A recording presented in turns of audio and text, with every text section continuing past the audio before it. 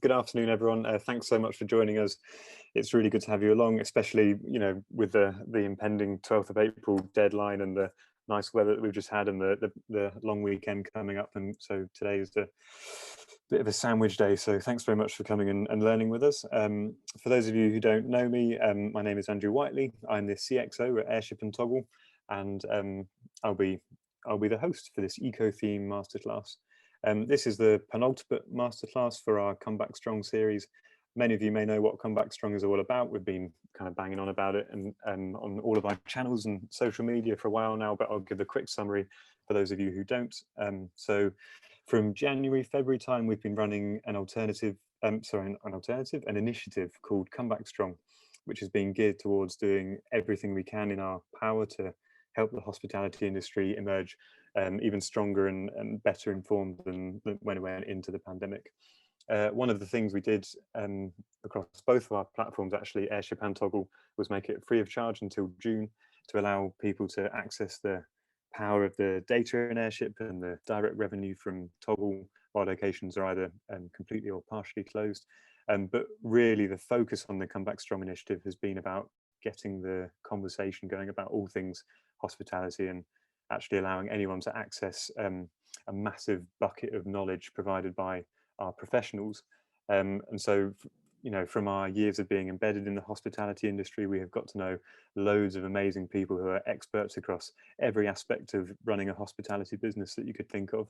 And these are the people that we call our professionals.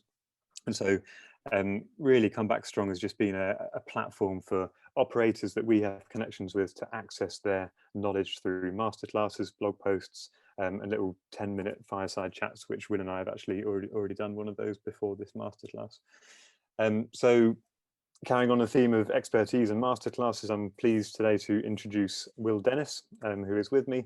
Unlike most of our professionals, Will doesn't actually have a business he is peddling, but rather is an expert in his field and always willing to share and educate on all things eco. So extra thanks, Will, for joining us today. Will is the operations manager and sustainability lead at Daylesford. I hope I've got that right, Will. Yep. Many of you may know Daylesford if you're based in London or even the Cotswolds. They've got a fancy farm up in the Cotswolds, but I'm sure he may talk a little bit about that as well.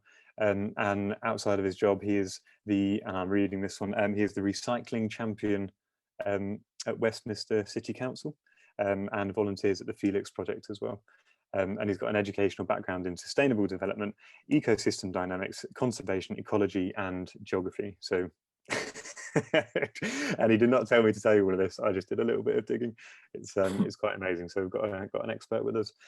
So Will, I'm going to hand over to you to give us a quick rundown of what we'll be looking at, and I think we'll just get started. Any housekeeping stuff, Q&A. I think we will.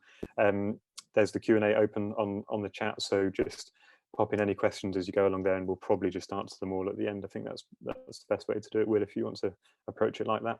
Yep, that's what works for me. Cool. Okay, and then yeah, we're good to go. Lovely. Hello, everybody. Thank you very much for coming, and thanks, Andrew, for the intro via my LinkedIn bio. Very much appreciated. So this session is, if you haven't caught the fireside chat that Andrew and I did a couple of months ago now, it is an attempt at a summary for how we can keep sustainability at the forefront of our minds while we're all running around trying to reopen our businesses, either if you're lucky enough to have an outside space on the 12th of this month, or if you're gearing up towards some form of indoor hospitality in May. So the aim of this session is to cover off three sort of broadly important topics, looking mainly at where your food is coming from, or the products that you're selling are coming from, what you do with them and how you wrap them up while they're in your premises, and then what happens to them when they leave your premises, and primarily focusing on any form of surplus or waste. So it's a completely non-exhaustive session. Many of you who are already in the sphere of sustainability and all things related to business, especially food business, will know that this is a topic that can't be covered off in a single session. There are huge numbers of things that I could happily talk to any one of you for many hours, but what this is designed to be is an introduction, specifically for people who may not have it in mind, and also for those businesses who may have been closed but want to do something slightly differently.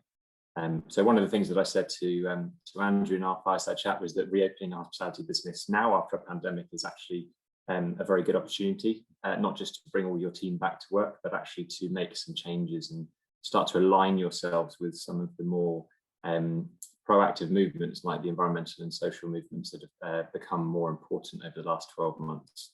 Something that a lot of us probably tried to do over the last few years, but found it quite tricky while we were still trading. So as Andrew said, so I work for Daylesford. We're an organic farm based up in the Cotswolds. Sustainability is at the heart of pretty much everything that we do. As of this month, it's now written into our legal documentation that we're going to be considering environmental and social impact for every business decision. And I'll talk a bit more about that towards the end of the session.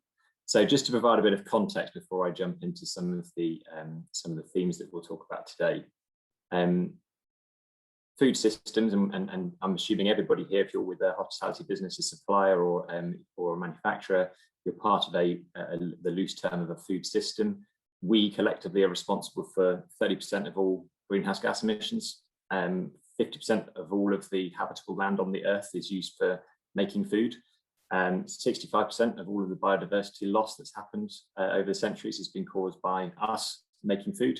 70% of fresh water use been taken up by us growing food, and currently nearly 80% of all of the water pollution across the world has been caused by agriculture and food production. So just to give you that table slightly easier to see, this is how we make it up. I'm not going to talk a huge amount of detail around that, but you can see the bottom red bit. That's the industry that we work in, and in terms of our impact on the planet, it is significant. So the reason I mention that as a context is that everything that we can do to make our businesses slightly more environmentally and socially conscious actually has a massive impact on the greater health of the planet. And whether or not you're that way inclined, it is certainly going to be something that your customers are going to be demanding. They will start to consider that to be the basic way that all businesses start to approach the things that they do. So it's good to have it in the back of your mind.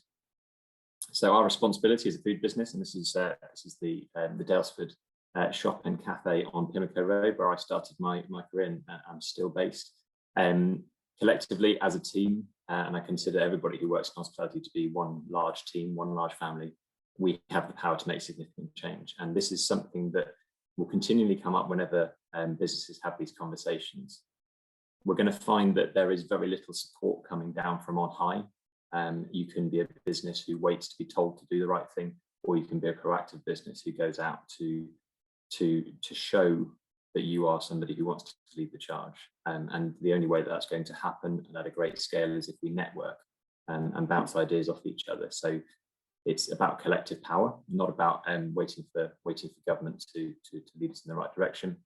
As I said before, customers, they're the most important thing. They're the only reason that we do business and the only reason that we're able to pay ourselves.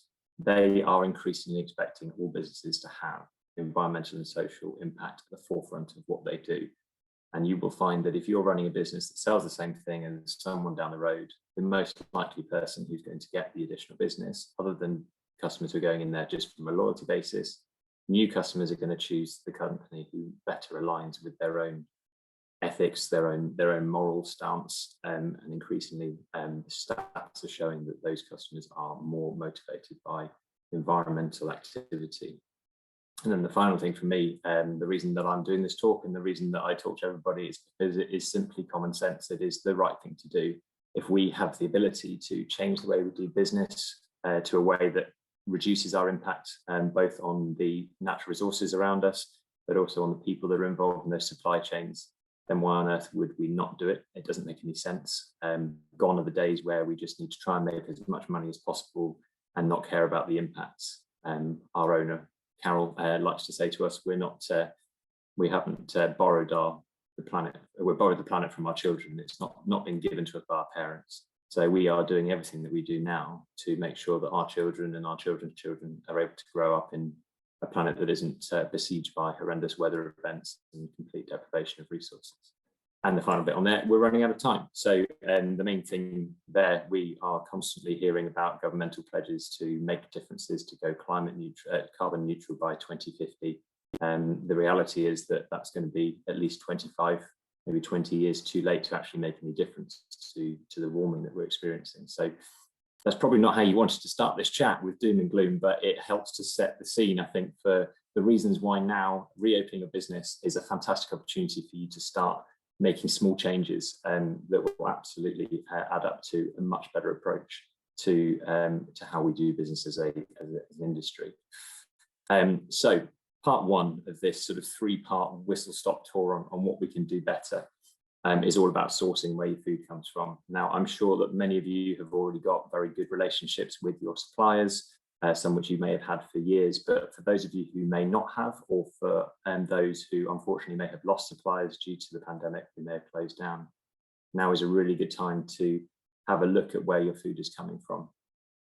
So I've written there in the title, slow and sustainable. So there is something called the slow food movement, and I would encourage everybody to go and have a look at that. There's a logo of a snail if you want to have a look, and that is a movement that was set up many, many years ago to essentially eat food, enjoy eating food, but also being environmentally conscious. I'm using it in the term that we use at work and with our partners at the Sustainable Restaurant Association, and it stands for seasonal, local, organic, and wild. And if you can loosely base your sourcing on those 4 points, you're already making a really good start, and also keeping it sustainable. So the 4 points, and I will admit that I've ripped off this structure for sourcing from our partners at the Sustainable Restaurant Association, who I'll talk a bit more about later on. These are 4 key points that are really going to help to drive both your environmental impact down and to attract your customers. You can see them on there. I'm not going to talk a huge amount through each of the subtext, but the most important one is about seasonal and local. So we mentioned in our fireside chat with Andrew that one of the biggest opportunities is about sourcing local. If you can find suppliers, farmers, or anybody that's near you in your area, not only are you going to be reducing the food miles, so the amount of distance that your food takes to get to your restaurant, to your cafe, to any of your shops or premises, you're also generating a really good opportunity to strike up some new relationships and generate these amazing cooperatives and partnerships with people who otherwise maybe wouldn't have a chance at slightly bigger commercial opportunities. It boosts the local economy. You're directly investing in your local area, which coming out of a pandemic is something that all of us have got very close to our hearts. Not just trying to go straight back to the sort of the cheap wholesalers, but actually giving some people that you may know, on the street from the pub, and giving them an opportunity to partner up with your business. And then the second part of that is about seasonality, and that seasonality is something that is probably the most important thing, certainly for my business at Daylesford, and should be generally for people around the world. So if you're not already eating seasonally, you certainly should be selling seasonally. So seasonality here just means only selling what is available based on the seasons in the country that you're based in. If you're chasing stock around the world to try and get it in every single day or through the year, you are inevitably causing a huge amount of additional emissions through food miles, through transport costs, and most likely finding food where it's been produced cheaply, potentially with some really poor labour conditions, just to get it through the door. So really pay attention to a seasonality calendar. I could spend an hour at least talking through a seasonality calendar about what's available, and then start to get your customers excited about it. So we're excited. April is probably one of the most exciting months for us at Daylesford. We've got asparagus coming down the line. We're looking forward to the emergence of the British strawberry season. There is a huge amount to go nuts about. And I think when you get a loyal customer base who you've been denying for sort of 6 months through the winter months from these things, they get really excited about coming through the door and grabbing that first pint of strawberries or grabbing a bunch of asparagus. So it's a really good opportunity to start to promote that, I suppose, old worldly feeling that we would have had when we were producing our own food a couple of centuries ago. Just going to jump in there and say, yeah, those please. British strawberries, when they first come out in the supermarkets, just taste so much better than the ones that are off season throughout the supermarket. It's incredible. It's like my favourite time of year. Absolutely, and this is the thing that we have completely lost touch with what food is supposed to taste like, and not only because we're ploughing so much pesticides and chemicals into our food production, but also because we're trying to get them from across the world. We're keeping them artificially alive with preservatives, sticking them through freezers and refrigerators. By the time they reach our door, they, yes, you may have as you say, you may have a punnet of strawberries in front of you, but they definitely don't taste like strawberries should do. And that links in nicely with organic. I mean, organic is a standard which I know many of us can't quite get to, mainly because of the amount of effort it takes. I would certainly encourage as many people as possible to do it if you can, and not least because of the taste. And I always tell people, like, just go and pick up a bag of carrots in the supermarket, and then pick up a bag of organic carrots and do a blind taste test, and it will remind you what a carrot is supposed to taste like. And it's exactly the same with strawberries and things that are generally seasonal. So that is number one tip for me. And if you do nothing else, then at least start to refresh your menu every few months with the seasons, and it will generate a huge amount of excitement. So the next one is about leading a plant-based menu. Now, this is something that I know huge amounts of businesses balk at the thought of, especially if you're sort of a meat-fronted or fish-fronted business. Ultimately, this isn't asking anybody to stop eating meat or fish. I'm vegetarian, but by choice. It's not because I disagree with eating meat or fish. I actually think that a lot of people rely on the protein, and there are huge numbers of businesses across the world who produce meat and fish and rely on that income. The key to this one is about sourcing the meat in the right way and making sure that whenever we are eating meat or fish, we're eating less of it, but we're eating better quality. And I'm sure many of you have already gone down that journey. I think the meat and fish quality argument was something that started at least a decade ago, before a lot of the climate science came to the forefront and sort of backed it up. But certainly now the customer trending, I mean, I think looking in my trade magazine last week, the number of vegan lines in the supermarket has risen by 300% in the last 12 months. And it's only a matter of time before customers start to raise that level of demand in the restaurant and cafe trade. So certainly a plant-led menu, but with really good sustainable meat and fish sourcing is a huge win. And it goes on to talk about fish separately there. So I mentioned in the fireside chat, there is the Marine Stewardship Council, who have a list of all of the approved places that you should be getting fish from. And again, we've noticed that a huge part of our customer loyalty at our butcher and fish counters is from people who are coming in knowing exactly where that fish has come from. And we now display the place that it was caught, how it was caught, whether it was day boat or line caught. And customers tend to really resonate with that kind of thing. Connecting your customer back to where their food originally started is something that will be increasingly important to them, rather than just putting some generic steak on the menu and hoping for the best. And then the final one there, which I won't go into, again, that's another sort of couple-hour conversations about supporting global farmers. If you are getting something from further afield, whether that's coffee or chocolate, have a think about who you're supplying, who your suppliers are, and whether they're using either fair trade as a basic level of certification, or even better, direct trade, where the company who brings you your coffee or chocolate may be working directly with the small plantation farmers. We work with a company called Extract Coffee, who are fantastic. They work with a number of small-scale farmers in Central America and trade directly with them, rather than going through an intermediary. And the quality of the coffee already speaks for itself, but when you're able to back it up with a story in terms of how it's sourced and how well those people are looked after, it's, again, much better for building that customer loyalty base. So that's on your sourcing, and as I said, that is a whistle-stop tour through sourcing, as I'm sure most of you already think very carefully about what goes onto your menu, mainly because you can then have a conversation with your customer and engage more with them at the table side, and that's what generates the interest in your brand and sets you apart from someone who's doing maybe a similar menu down the road. So the next one, now this one is probably this is a 3-day chat. I could talk about packaging until I run out of breath. So one of the things I talked about in the fireside chat again was about what you do with things, food specifically, once it's inside your premises. Now, whether you're a restaurant and you don't really have very many consumables or any packaging to take food away, all the way through to whether you are just a fully takeaway business, the biggest single contribution that you can make outside of sourcing in terms of what you're buying is thinking about your consumables and what your food is wrapped in. So we went through this a few years ago at Daylesford, and we ended up with a fairly fairly simple packaging decision tree, and it's something that I'd recommend to everybody, and it can be used for sourcing as well.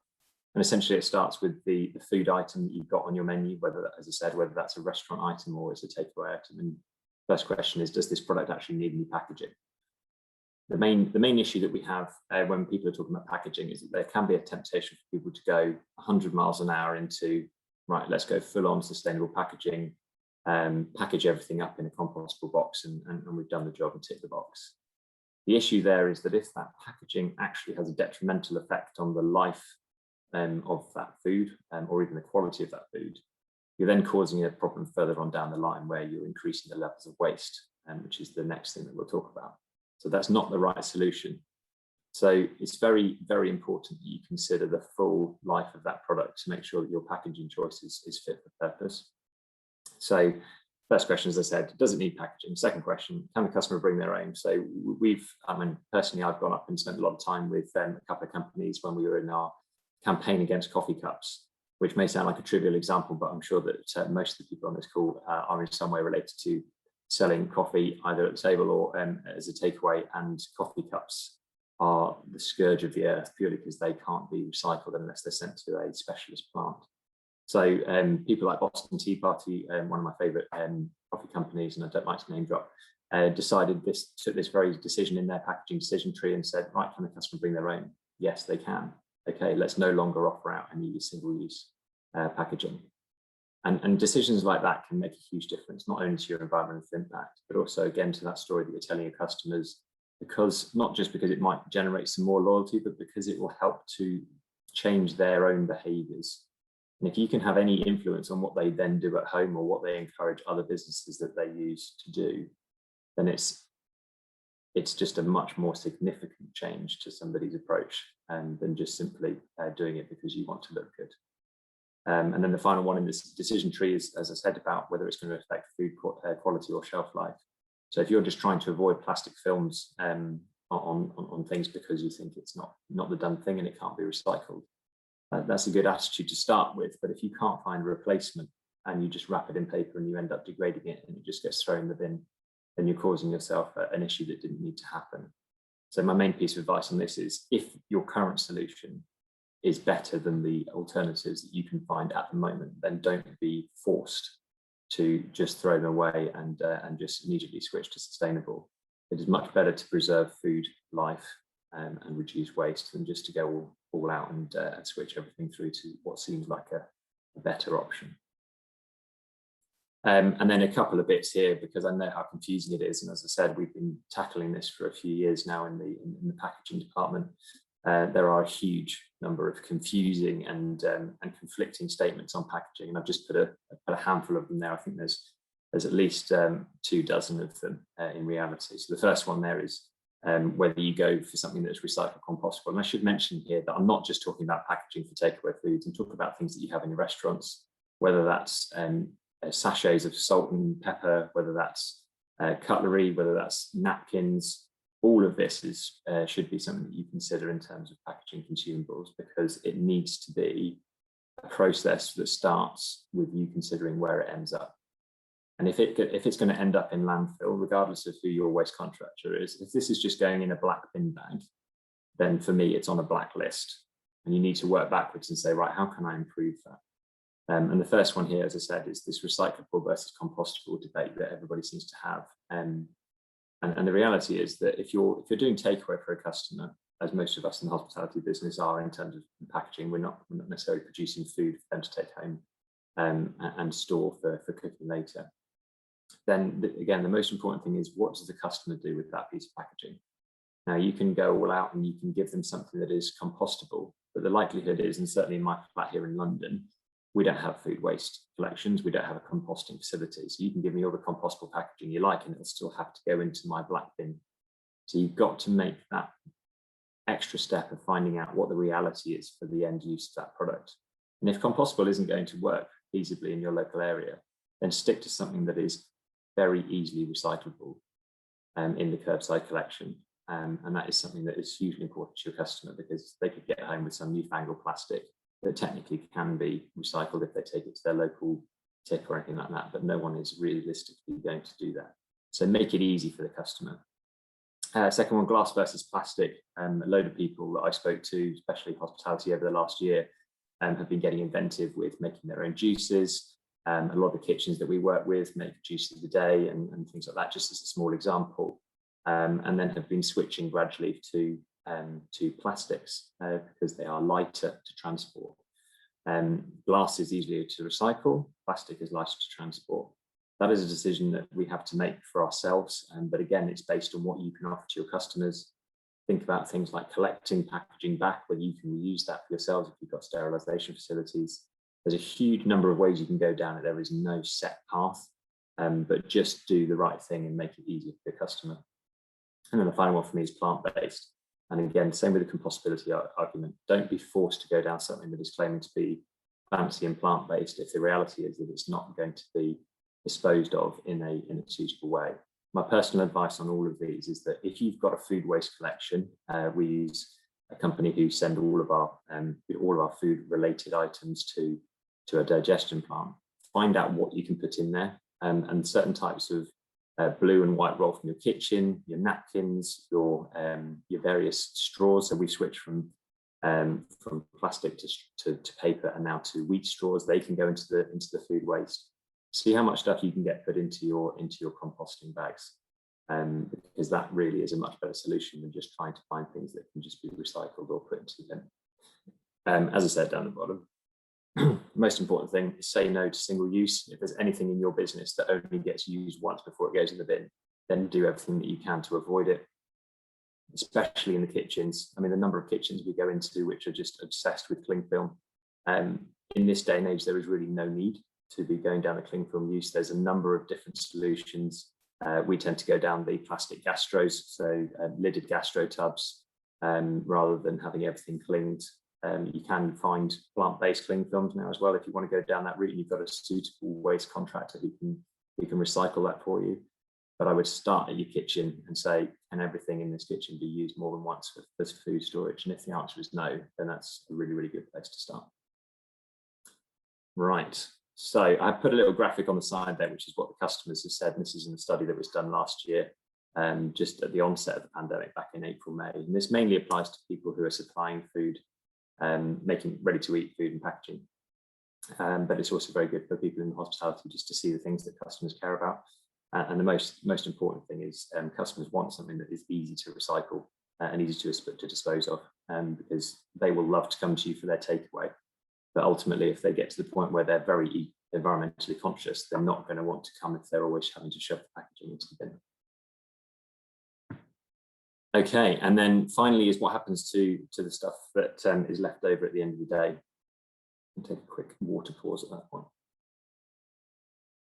So this is the bit that I'm most passionate about, and certainly from what I do with the Sustainability Committee at Daylesford, this is what we talk most about and focus most of our time on.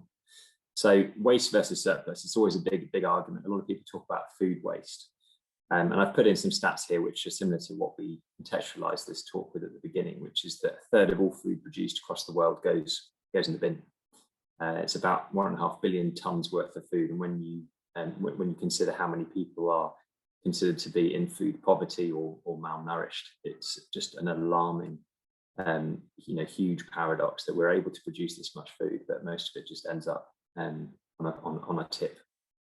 So the main reason that we, not only because of feeding people, the main reason that we get cross about this is that we've wasted a huge amount of man hours, energy, resources, fresh water, all of that has just gone in the bin along with the food item. So you've missed the chance to feed somebody, and you've also wasted everybody's time. And then once it does reach landfill, it then sits there and starts emitting methane gas, which is, again, a very harmful greenhouse gas emission. So you're having this sort of triple whammy of environmental impact. So the main thing for you to do as businesses is to prioritize what you do with anything that's left over from the menus at the end of the day. I'm sure most of you do what we do and recycle that into specials the following day through your kitchens. If it's fruit or vegetable waste, then that can go into, again, daily smoothies. But priority has got to be having a backstop as well. So if you do get a large amount of surplus, and again, try and rephrase your thinking about what excess food is. It's not waste, it's surplus. It is still a commodity. It's still got a value. think about where it goes, we work very closely with our charity partners called the Felix Project. They're based largely in London, but there are a number of similar charities across the UK, people like Fair Share and City Harvest, who collect surplus food at the end of the day when you close, and then redistribute it to kitchens and to charities who can then turn those into meals, either for people in shelters or for school children who may be in food poverty. And it's a fantastic thing to contribute to.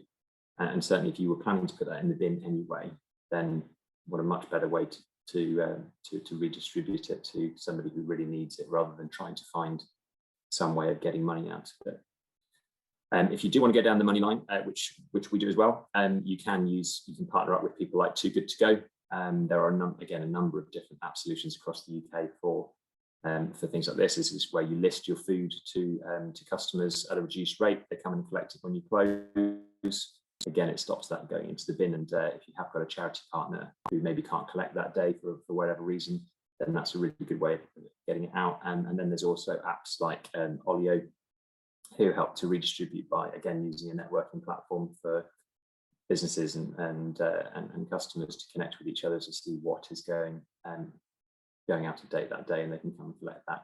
And that's usually a free of charge service, so it's not something you necessarily get anything back from. So as I said here, just in the solutions, get creative, see it as an opportunity. When I used to work at Marks & Spencer, we completely changed the way that we looked at food waste. So you'd go through doing your end of day markdown reductions so that you got rid of as much food as possible at a reduced price by the end of the day. But as a manager, rather than being targeted on keeping your waste low, we decided to try and challenge people to get your recovery of waste high.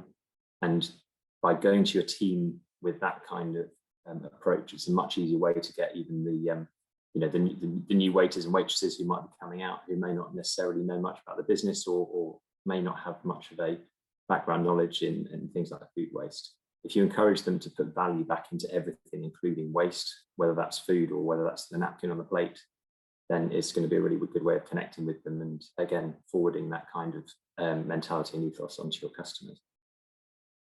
So, final bit from me on this is, if you're thinking about doing this seriously, then what's the best way to go about it?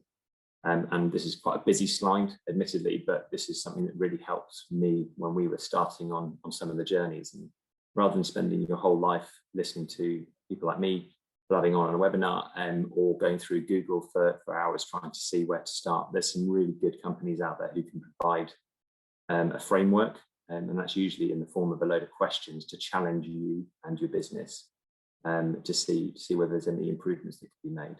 So there's a few on there that I would thoroughly recommend just having a quick look at. So from the basics like fair trade at the bottom right there, which is just making sure that if you are sourcing something that is from abroad, like coffee or chocolate, making sure that it has the right certification. That's not necessarily a framework. That's just for me, that's just the right thing to do. All the way through to people like B Corp. Now, we've only recently certified or applied to certify as a B Corp, and that is a company who has legally, in their business terms, committed to making social and environmental issues at the forefront of their decision making. And that's done by a free assessment. You can do that on their website, and it gives you several hundred questions if you want to go down each different line, which you answer about the way that you do business, and they give you a score at the end of it. It gives you a huge amount of thought-provoking evidence-based research to do into your company and helps you to put down what you think your priorities are.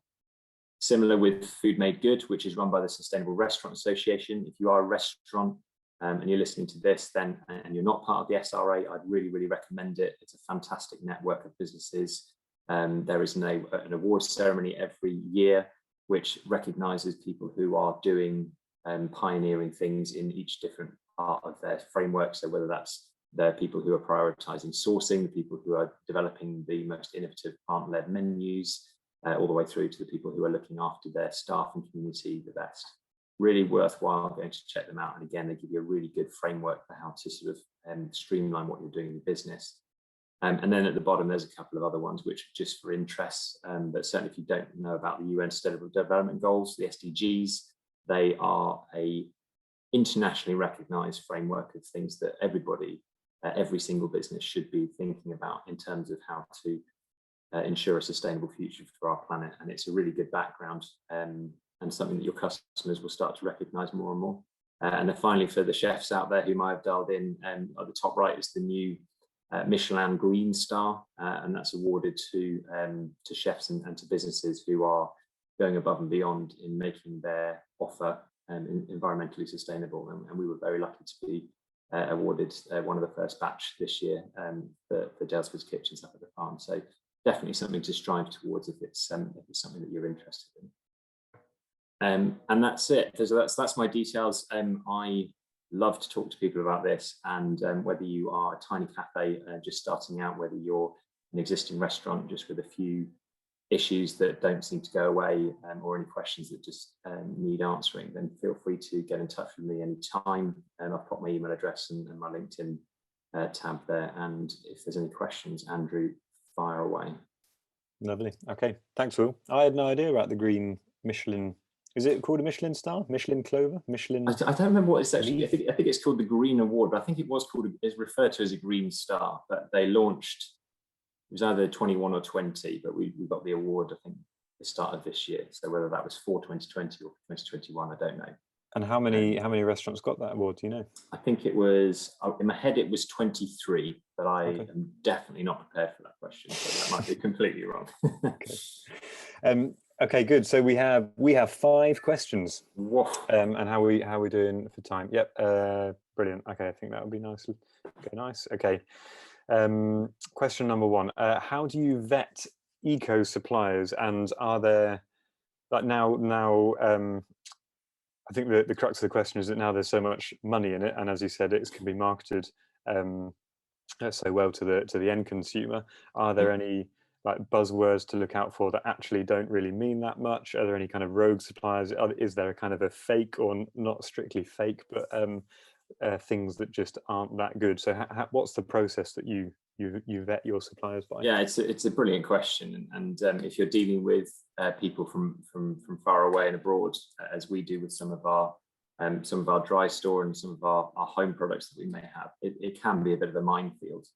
The biggest issue that we have at the moment is that it is this concept of greenwashing, which is what this person is alluding to, where companies can use the word sustainable or sustainability or green or eco, and it might mean absolutely nothing. And I was listening to a session last week, and they were talking about the original e-drive cars that came out a few years ago, and it was the BMWs and Jaguars that were calling themselves the E version or the E-type.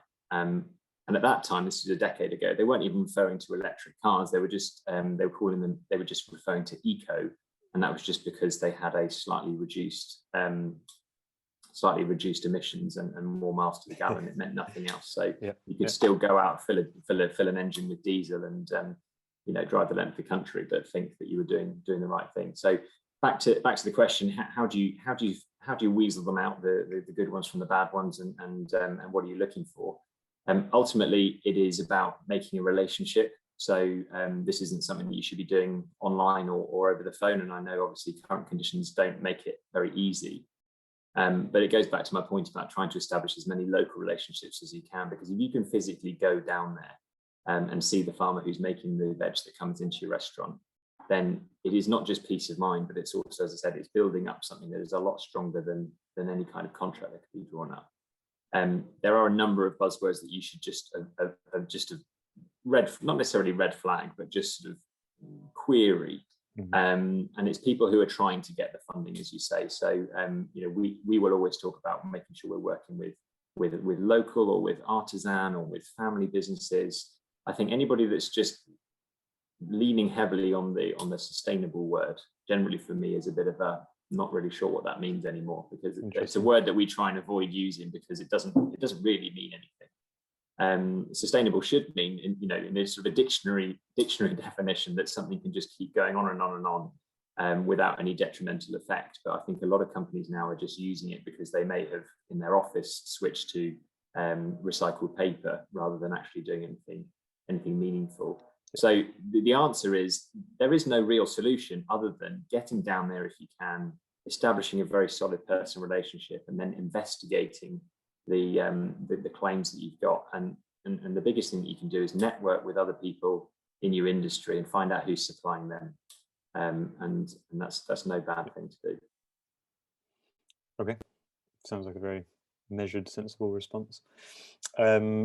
So eating seasonally is difficult with restaurants that have a strong cuisine theme, I guess maybe like a Mexican or something like that. So what the question is, what about alternatives like indoor farming, vertical farming? I've in Sheffield here, there's a big shed that's popped up, and they've got vertical farming indoors, and they're growing all sorts in there. What's your thoughts and feelings on that kind of farming? Absolutely, 100% for it. I think at the end of the day, the reason that we focus so much on seasonality is because you're trying to avoid doing something that cuts a corner in terms of the way that the local climate works. So if you were trying to grow bananas in London, then all credit to you if you manage it, but you're probably doing a huge number of things that probably shouldn't be happening in terms of the amount of energy you're using to create hot houses and things. The reality is, if you can produce something, and I completely get that, in terms of a very strong themed restaurant, you want to keep a dish on throughout the year. The two main points are, number one, if you can source that product sustainably, and again, I don't like using that word, but if you can source that product without detriment to the planet or to the people that are producing it, and you know that your suppliers are sound, then absolutely fine. It's about just making sure that you're reducing the impact of that product. So if you're sourcing avocados, for example, and you get them at one part of the year from California, the other part of the year down in Peru, as long as you're making sure that each one of those suppliers is as responsible, and the emissions from the transport are fairly similar, then go for it. If you can take the next step and grow that on your premises, you are straight away cutting out all of the mileage that food is going through. You're going to be promoting the freshness of that food, so you can pluck it off the wall in your vertical farm, and it's going to have immediately double the shelf life of something that has been picked a week ago and is sat on a ship trying to get through to you, waiting behind a boat in the Suez Canal. So absolutely all for it. But for those of you who prioritise a vegetable-led menu, so particularly for any kind of British gastro, that kind of food, then that's where the seasonality comes into it. You should try and avoid anything that may have had to be sourced elsewhere, purely because it just adds unnecessary emission in terms of getting it here, and doesn't benefit in terms of quality. And I think I would much rather associate myself with British produce where possible, that tastes fantastic, has a really good shelf life because it's come from just up the road, rather than trying to find it all year round. So it's a great question, and I think if you're stuck to a menu that you need to keep, then going down the vertical farming or in-house farming is a really smart way of trying to do that. And a bit of interest just from me, have you had any experience of that kind of farming yourself?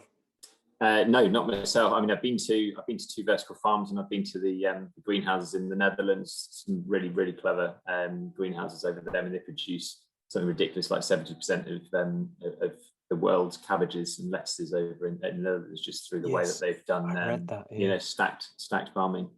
And again, if you can do it and you can do it in the right way, then there is absolutely no barrier to innovation. But it's just recognizing the difference between innovating and cutting corners. So choose what's the most important thing to you, and then stick to it. Love it. I'm so excited to see where that whole farming thing goes. And as you said, I hope it's not cutting corners, and that it is innovation. But I can definitely see, just in cities and hubs across the country, you get these, well, like they're doing in Netherlands, these big greenhouses, warehouses that are producing such an amount of food efficiently and locally. It's quite cool. It's quite an exciting prospect. Okay, another question. Do you have any case studies in Daylesford's of maybe switching supplier or doing an initiative and marketing it with success and seeing the result of that, maybe financially or just anecdotally with footfall or people talking to you about it? So it's something that we probably haven't done a huge amount recently with food suppliers. We're always looking for sort of changes to the way that we do food. I suppose the biggest case studies that we would have would be in packaging, and it is a very complicated thing to do to start off with. If you've had a packaging relationship with somebody for decades, and then you suddenly say, you go to them and you say, unfortunately, your product is no longer fitting our brief. It doesn't meet the packaging decision tree. Either can you find a solution, or we're going to have to go somewhere else. It can be quite a challenging conversation to have. But we have done it on a number of occasions, and we've switched to some fantastic suppliers who've done new products for us. And those ones there are not necessarily going to come back with any necessary financial evidence to prove that it was the right decision. But it builds up to that overall impression of your direction as a business. So we're always very conscious about making statements on the website, or doing interviews or things with people to promote this fancy new product. But if actually you look behind the scenes and see that product that you've sourced from Nicaragua through direct farming or whatever it is actually wrapped up in something that is printed with toxic inks and is a plastic film that can't be recycled, then it kind of lets the side down. You've gone through all that effort to get that product to your shelf, and then you've ruined it at the end of the day. So there are a number of examples like that where we have gone to new suppliers, but it's all been sort of done under the radar. I mean, my favorite one, we now have our banana muffin. It's like the most unassuming product in our patisserie counter, but its casing is made out of recycled coconut husks, and it's my increasing frustration that no one ever talked about it, but I continue to buy them because I'm like, I'm eating a muffin in a coconut husk. So it's unfortunately trying to work out the value of doing the right thing in the background versus the financial gain. And I understand that you can make those switches and they can cost you more money. But at the end of the day, if you're comfortable to pass that on to your customer with a story, a lot of the time you will still be able to generate the same revenue. But in terms of food, I think the only thing that we would have ever done realistically is trying to do more things ourselves. And that example that you said in the last question about moving to vertical farming or certainly localized farming is a really good way to do it, because then you're just saving money from not having to use a supplier in the first place. So that probably wasn't a very good answer to that question, because most of the stuff that we do is we grow a lot of our own food anyway up at the farm, so it's a slightly different case. But the suppliers that we will be challenging will be people who are then wrapping those products for us.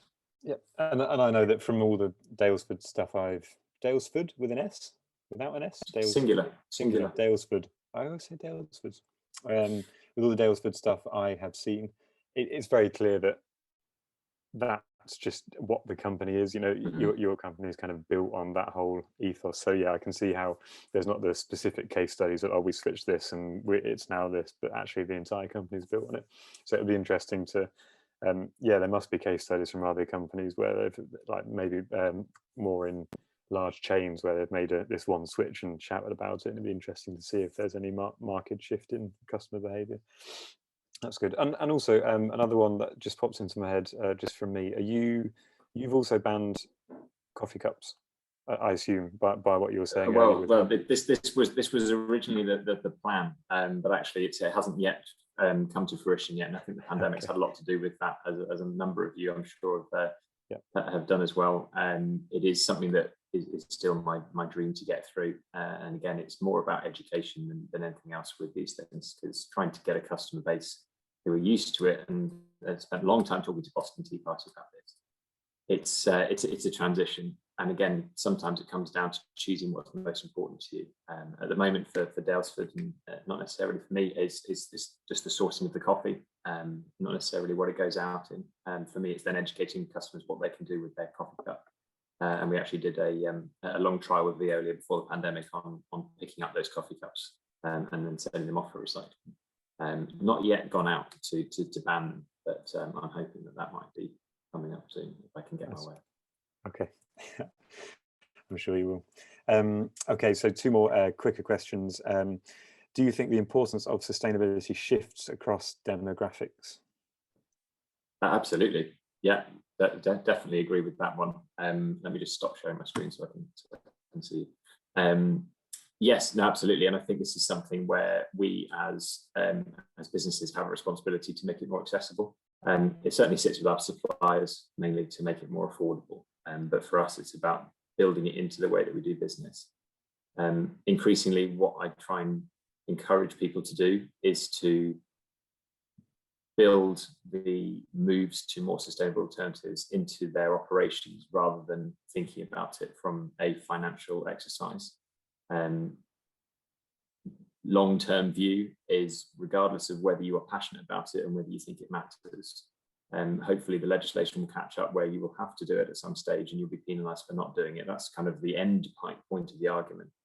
But for me, if you're starting a business, why you would want to just set up, buy in large bulk, sell it out cheap just to make a bit of money without any care, it doesn't really make sense anymore. And I would say to people who've already got existing businesses, try and maintain the outward appearance to your customers that they're not having to pay more money for the privilege. But if you do have to pass on some of those extra costs to your customer, then just explain to them why. At the end of the day, the customers are increasingly voting with their feet. It's about loyalty, not necessarily always about price. And this is coming from me. I work in an organic farm shop. This is where you have to consistently justify why you're charging twice as many pounds per kilo for an organic apple that came from Kent than the supermarket is charging for one that came from South America. It's all about working out priorities, and if you can afford to not pass that on to your customers, then absolutely. But the question is completely sound, and it is one of the biggest issues that we will always face, and why people will continue to go and buy plastic clad things from the pound shop, why people will continue to buy cheap, nasty plastic pens for their offices because you can buy 100 of them for £2. It will always be this awful sort of environmental paradox. But it is our responsibility as an industry to make it more accessible. Okay, and last one. Does compostable not decompose in landfill? No, it doesn't. So the issue with landfill is that it is an oxygen-free environment. So everything is forced into an awful sort of place where generally bacteria and healthy things that would normally live in your compost in your garden can't thrive. Not only because of the amount of toxins that are in there, and there's just a huge amount of other stuff in there. It's not a particularly nice environment for anything to live, let alone a nice old bacteria chap when he's surrounded by plastics, an old microwave and a TV. It's so yeah, the sad thing about compostable is that it is a fantastic idea and practice, and it's the same with plant-based packaging, and there's huge amounts of companies who do that, which I always seem to see whenever I go to one of those street food pop-ups. The issue is if it's not put through somewhere that can compost it, and that's usually either in your garden, and if you're going to go down the composting route for customers to compost at home, there's two different types of compostable, which is even more confusing. So there's home compostable and then industrially compostable. 99% of the stuff that's called compostable is industrially compostable, so it has to go to a proper facility, and then the other bits are called home compostable. Okay, there's a number of really great brands now bringing out those ones. You can put them into your food waste bin if you've got green waste collection from your council, but again, the other issue there is that you can put the industrial ones into your council collector. So again, it depends on your council. So the councils are always going to be the stumbling block for anything to do with recycling or composting. So technically, compostables should be able to go in with food waste if they're being taken to an industrial facility. However, the average council will say if they see packaging in a food waste bin, they'll consider it to be contamination, and then will bin the whole thing without sending it to composting. And in contamination, again, I could talk for hours about contamination, because as soon as you allow one consumer to put what they know to be a compostable packaging into their green waste, you then start a trend of misunderstanding where some people would then just throw packaging from any kind of source into their food waste, and it just starts this whole other cycle. So the short answer to that is no, compostable stuff doesn't really break down very well in landfill. It will eventually, but not in the way that it's intended. So it has to go into either home composting or industrial composting. And that's why whenever you're considering it as a switch, you should definitely think twice, and not least because of the amount of additional resources that usually go into something that's compostable or plant-based. So you find that these things take a huge amount more fresh water and produce a lot more carbon sometimes to make them. And as I said before, if you don't get then the end of life correct disposal method, then it's all for nothing. You might as well have just wrapped it in a plastic film for the amount of damage it then could potentially do. What we normally say, and my mate Tim up at the farm, he always says you've got to do the hedgerow test with a piece of packaging, chuck it in a hedgerow, and what would happen to it. And if you can produce a piece of packaging that will break down quite happily in the environment and not kill a hedgehog, then you're on the right tracks. But if you're going to go back 100 years later and it will still be there, then it's something to avoid. And this is where most people lose most of their hours saying, well, am I supposed to go plastic or am I supposed to go compostable? And the answer is, it depends. Wow, whether you've stitched up the whole passage of the packaging from source to end, and that's the trickiest bit. As soon as it leaves your premises, it's yes, it's not your responsibility, but you could have done all those right things for it only to go into landfill or into the hedgerow. Wow. Okay. And that leads us nicely to about an hour. So we'll leave it there. Thank you so much, Will. It was fascinating. And yeah, I'll speak to you soon. Thanks very much. See ya.